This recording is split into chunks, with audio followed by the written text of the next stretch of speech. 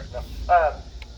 The second thing is we are unapologetic and relentless supporters of the PT Demons, definitely during football season, and we always show up to the football games ready to provide that energy. And lastly, in everything that we do, we want to remember the why we're doing this. And this is where I take a second to thank you, parents and supporters of from the community. These kids right here in front of you have survived middle school band during COVID years, which I can only, no one wants to do. They have survived director changes, which is not ever easy. And they are still sitting here on the field despite those things. That is something to be very proud of. And so I asked them at the beginning of these 3 weeks of band camp, why? Why did you stay through that? Why are you right here?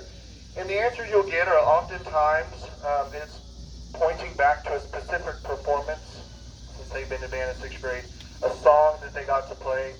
I guarantee you, if you're singing before me and you got to be in band, you can think back to one of those moments as well. Something you got to play, an impactful performance that really moved you. Sometimes it's an individual, a teacher, an adult, a friend, a section leader, a drum major. It is someone who really pushed you, and at the same time understood who you were as a person and built a quality relationship with you. So I'm very serious when I say that the answers I got on what is my why, there's a lot of really wonderful answers. So this is a wonderful group that I'm privileged to teach, and we're really excited to be able to show you what we've been working on. So, our finale tonight, our show this year is entitled Orpheus in the Underworld. Our show is a storytelling of Orpheus and Eurydice. Thank you for that help on that pronunciation, Miss Lexi. Orpheus and Eurydice and them falling in love. However, right when they go to fall in love, Eurydice gets bitten by a snake and dies. And so then Orpheus, being the musician and the poet that he is, he spends what will be our second movement, going to the underworld and trying to convince the gods of the underworld that how much he loves Eurydice and how desperate he is to have her back. And then they make a statement. They say, okay, we will let you take Eurydice back. However, you will go and you will leave the underworld, and we will send her behind you. Do not look back. She will be there. Do not look back. And of course, what does he do? He looks back, and so she is banished forever. Happy ending, right? So that is our halftime show. And every game that you come to, we will put more and more and more of this together. And I'm excited for you to see what is the transformation of the show this year from beginning to end. So I hope you will come back and support us at halftime. I think there's going to be some football happening before and after our performance, but there's definitely a band performance September 2nd. So I know that's where I'll be. All right. So here is Orpheus in the Underworld.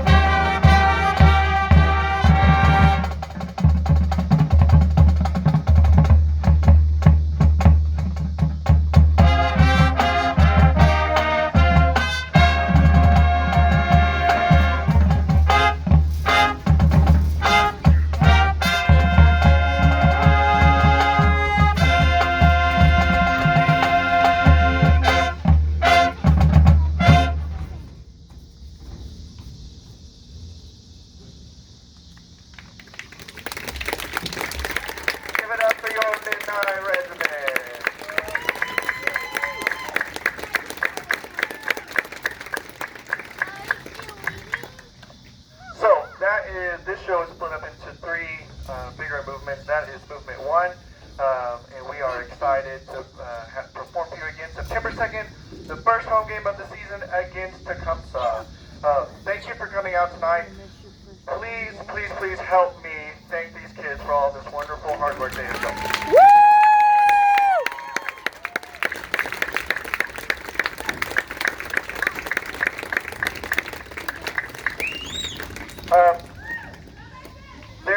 We are now we're going to have some cookout. Hopefully there's some